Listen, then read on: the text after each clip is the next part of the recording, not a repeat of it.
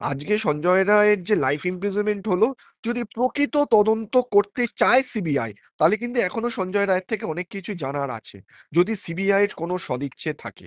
কিন্তু কতটা সদিচ্ছে আছে সেটা ভবিষ্যৎ বলবে। ঠিক। কিন্তু যদি সদিচ্ছে থাকে, সঞ্জয় রায়ের থেকে কিন্তু এখনো অনেক কিছু জানার আছে, এবং ওনাকে ইন্টারোগেটও করা যাবে।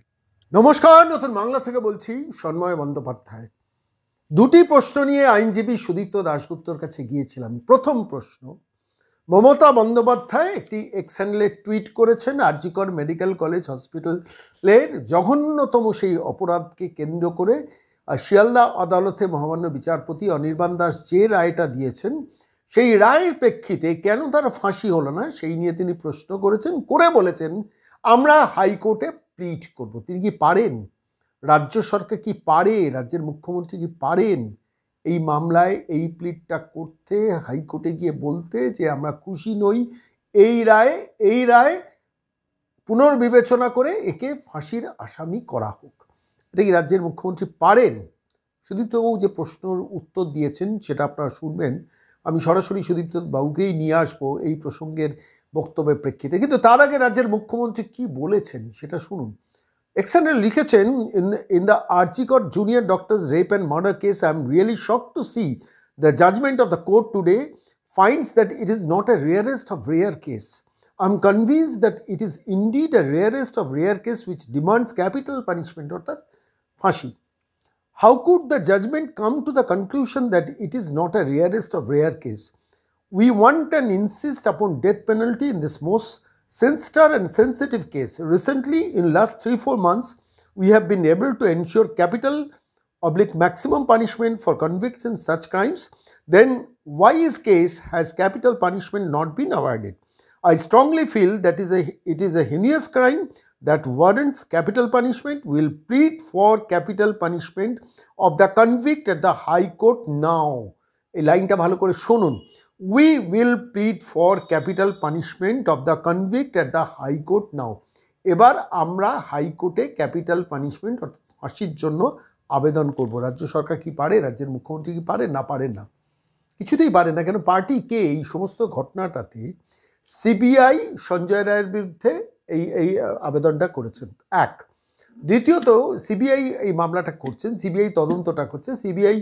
CBI can appeal. CBI Kolkata হাইকোর্টে গিয়ে অ্যাপিল করতে পারে যে না, আমরা শিয়ালদা কোর্টে যে রায় হয়েছে সেই রায় আমরা খুশি নই, আমরা চাই সঞ্জয় রায়ের ফাঁসি, এক। দ্বিতীয়ত হচ্ছে পরিবার পারে, তার কারণ পরিবার এই মামলাটাতে অন্যতম অবশ্যই পার্টি, তারা আইনজীবী দিয়েছেন, তারা নিজেরা সাক্ষ্য দান করেছেন, ফলে তাঁরা পারেন। কিন্তু রাজ্য সরকার কি করে পারে? রাজ্য সরকার পারে না, সেই এখতিয়ার তার নেই। কেন? এই মামলায় তারা পার্টি নন।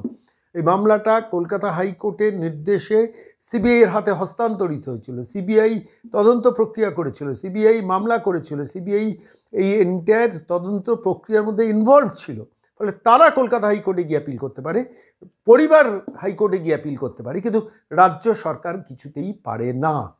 রাজ্য সরকার পারবে কখন? রাজ্য সরকারটা আবেদন করতে পারে কলকাতা হাইকোর্টে গিয়ে, for the greater interest of the society, এটার ইম্প্যাক্ট খুব খারাপ হচ্ছে, আমরাও এই মামলায় পার্টি হতে চাই, আমরা এই আবেদনটা করতে চাই। তখন যদি কলকাতা হাইকোর্টের প্রধান বিচারপতির বেঞ্চ সেটাতে এটাকে অ্যাপিলটাকে গ্র্যান্ট করে, তখন কলকাতায় হাইকোর্টে এই মামলার মধ্যে রাজ্য সরকার যেতে পারে। কিন্তু তাহলে রাজ্যের মুখ্যমন্ত্রী সরাসরি বলতে পারেন যে we will plead for capital punishment of the convict at the high court now? বলতে পারেন না, সেই এখতিয়ারটা নেই। এই মামলায় সরাসরি তার আবেদন করার কোনো এখতিয়ারই নেই। তাকে আবেদন করতে হবে সমাজের বৃহত্তর স্বার্থে, এটা আমরা ঢুকতে চাই এই মামলায়, সেটা যদি অ্যালাউড হয় তখন তারা আবেদনটা করতে পারে। তাহলে এটা করলেন কেন? এই এক্সটেন্ডে এই পোস্টটা করলেন কেন যেটা নিয়ে এলাম? তার কারণ গ্যালারি শো, আমরা ফাঁসি চাই। এবং এই ফাঁসি চাওয়ার পেছনে একটা অন্য কাহিনী আছে, যে কথাটা আমি বারবার আপনাদের কাছে এর আগেও বাংলার মনে বলেছি, নতুন বাংলাতেও বলছি আপনাদের কাছে। রাজ্য সরকার চাইছে সঞ্জয় রায়ের দ্রুত ফাঁসি হয়ে ঝুলে পড়ুক, তাহলে চ্যাপ্টারটা ক্লোজড, আর কেউ অপরাধী নয়। কিন্তু সঞ্জয় রায় বেঁচে থাকলে সমস্যা আছে। কোথায় সমস্যা? আমার এই প্রশ্নটা বারবার আমার মনকে নাড়িয়েছিল, আমি যার জন্য গতকাল বিকেলবেলা রায় ঘোষণার পর এটা নিয়ে আমি আপনাদের সামনে বাংলার মনে প্রশ্ন তুলেছিলাম, যে এই সঞ্জয় রায়কে প্রয়োজন হলে সাপ্লিমেন্টারি চার্জশিট, অর্থাৎ সাপ্লিমেন্টারি চার্জশিট যারা এভিডেন্স ট্যাম্পার করেছে, এভিডেন্স অল্টার করেছে, সেই সন্দীপ ঘোষ, অভিজিৎ মণ্ডল যে কারণে গ্রেফতার হয়েছিল, সেই সাপ্লিমেন্টারি চার্জশিটে যদি সিবিআই এরপর শিয়ালদা কোর্টে গিয়ে বলে যে সাপ্লিমেন্টারি চার্জশিটে আমরা অভিজিৎ মণ্ডল, সন্দীপ ঘোষ এবং আরও কিছু ব্যক্তি যারা তথ্য প্রমাণ লোপাট করেছে, এভিডেন্স ট্যাম্পার করেছে, এভিডেন্স অল্টার করেছে, তাদের বিরুদ্ধে আমরা এই চার্জশিট দিচ্ছি, যদি শিয়ালদা কোর্টে গিয়ে সিবিআই শেষ পর্যন্ত বলে, তখন সেখানে যদি এরকম ধরা যায় যে এই অভিজিৎ এই এই এই এই সঞ্জয় রায়কে কোনো একটা লেভেল থেকে নির্দেশ দেওয়া হয়েছিল ওই মহিলাকে খুন করো, ওই ডাক্তারকে খুন করো, কেন করাপশনের সমস্ত তথ্য জেনে গেছে, তখন সঞ্জয় রায়কে কি ইন্টারোগেট করা যেতে পারে? অর্থাৎ এই সঞ্জয় রায় যিনি সাজাপ্রাপ্ত আসামি, যিনি যা আমৃত্যু যাবজ্জীবন জেল খাটবেন, তাকে কি জিজ্ঞাসাবাদ তখন মুখোমুখি বসিয়ে যিনি নির্দেশ দিয়েছিলেন, তর্কের খাতিরে বলছি, যিনি নির্দেশ দিয়েছিলেন তিনি তার নির্দেশ মোতাবেক সঞ্জয় রায় এটা করেছেন, ফলত দুজনকে মুখোমুখি বসিয়ে কি ইন্টারোগেট করার স্কোপ সিবিআই পাবে? অবশ্যই পাবে। সুদীপ্ত দাশগুপ্ত সেই পয়েন্টটাও খুব একদম পরিচ্ছন্নভাবে আইনজীবী সুদীপ্ত দাশগুপ্ত, কলকাতা হাইকোর্টের আইনজীবী, তিনি আমাদের কাছে পরিষ্কার করে দিয়েছেন। অর্থাৎ এই ঘটনার দুটো দিক। এক হচ্ছে মমতা বন্দ্যোপাধ্যায়, রাজ্য সরকার পারেন না এই আবেদনটা করতে যে সঞ্জয় রায়কে ফাঁসিতে ঝোলানোর জন্য আমরা আবেদন করব, দে ক্যানট ডু ইট। যারা, প্রথম কথা হচ্ছে এভিডেন্স ট্যাম্পারিং অল্টার যে সরকারের বিরুদ্ধে হয়েছে তারা আবার ফাঁসি চাইতে যাবে, এটা তো হয় না। কিন্তু যাই হোক, যুক্তির খাতিরে বুঝলাম যে তারা এখন যে অভিনয়টা করছেন সেই অভিনয়টা তাদের স্ট্যান্ড করছে, কিন্তু অভিনয়টা তো হাইকোর্টে তো ডিরেক্ট তারা পার্টি হতে পারবেন না। আমি, আপনি ধরুন, আপনি আমার দর্শক এবং আমি সন্ময় বন্দ্যোপাধ্যায়, আমি হাইকোর্টে গিয়ে অ্যাপিল করতে পারি ওর ফাঁসি চাই? পারি না। সিবিআই পারে, তার পরিবার পারে, রাজ্য সরকার না পারে না। রাজ্য সরকারকে একটা অন্য ফরম্যাটে তাহলে এগোতে হবে যে বৃহত্তর সমাজে ক্ষতি হচ্ছে সেই জন্য আমরা ঢুকতে চাই। তখন যদি কোর্ট তাকে গ্র্যান্ট করে অনুমতি যে হ্যাঁ ঠিক আছে আপনি ঢুকুন, তখন সে অ্যাপিলটা করতে পারে। ফলে মুখ্যমন্ত্রী এটা একটা গ্যালারি শো বললেন আইনজীবী সুদীপ্ত দাশগুপ্ত। আর দ্বিতীয় প্রশ্নটাও খুব পার্টিনেন্ট, যে সঞ্জয় রায়কে দ্রুত কেন ফাঁসিতে লটকাতে চাইছেন মমতা বন্দ্যোপাধ্যায়। তার কারণ তার গলার কাঁটা সঞ্জয় রায়। এর পরবর্তী সাপ্লিমেন্টারি চার্জশিটে যদি তার সরকারের ওই বিনীত গোয়েল থেকে শুরু করে সন্দীপ ঘোষরা ফেঁসে যায়, তখন তো এই এই এই এর কাছে কোর্টের অনুমতি নিয়ে সিবিআইকে যেতে হতে পারে এই সঞ্জয় রায়ের কাছে। তখন কি করবেন মমতা? সেই ভয়টা পাচ্ছেন। নবান্ন এখানেই আসলে ভয়টা পাচ্ছেন।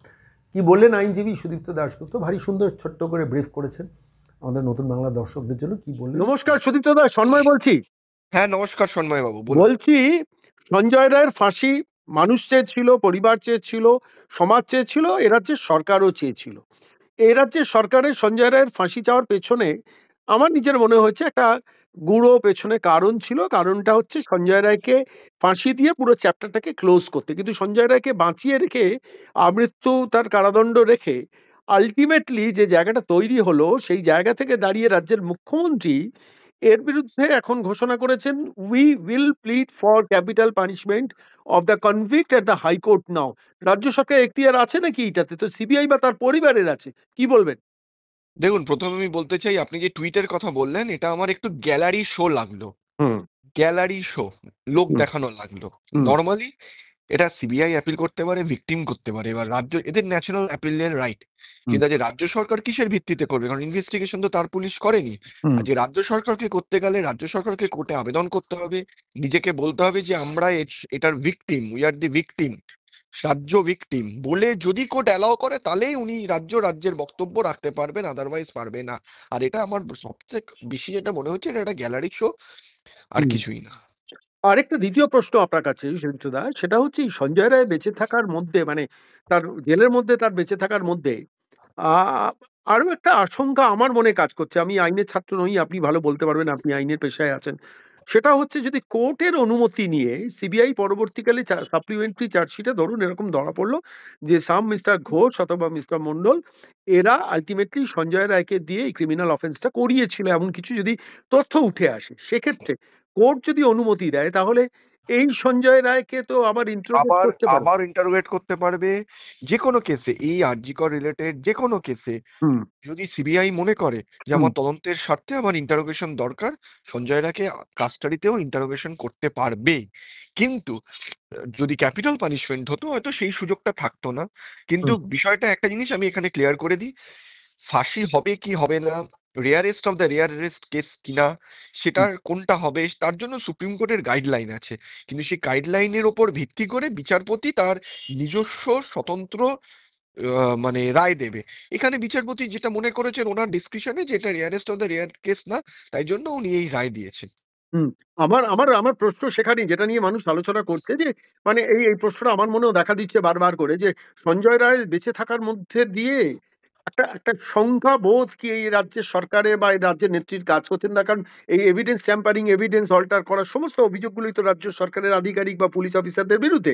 ফলত আলটিমেটলি সঞ্জয় রায় বেঁচে থাকা মানে পরবর্তীকালে যদি প্যান্ডোরা বক্স ওপেন হয়ে যায়, অনেকে বলছেন, কেউ কেউ বলেছেন যে সঞ্জয় রায়কে আর ইন্টারোগেট করা যাবে না এই সাপ্লিমেন্টারি চার্জশিটের প্রেক্ষিতে। সেটা বলে না না, ভুল?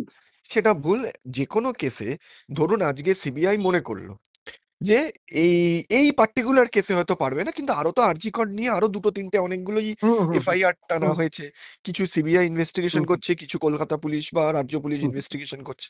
যে কেউ যদি মনে করে যে আমি সঞ্জয় রায়কে ইন্টারোগেট করবো এই কেসের বেসিসে, তাহলে তাকে করতে পারবে, তাতে কোনো আইনি বাধা নেই। এক।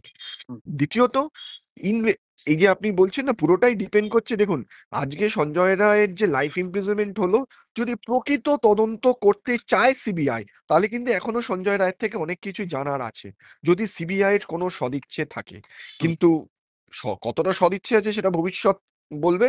ঠিক। কিন্তু যদি সদিচ্ছে থাকে, সঞ্জয় রায়ের থেকে কিন্তু এখনো অনেক কিছু জানার আছে এবং ওনাকে ইন্টারোগেটও করা যাবে।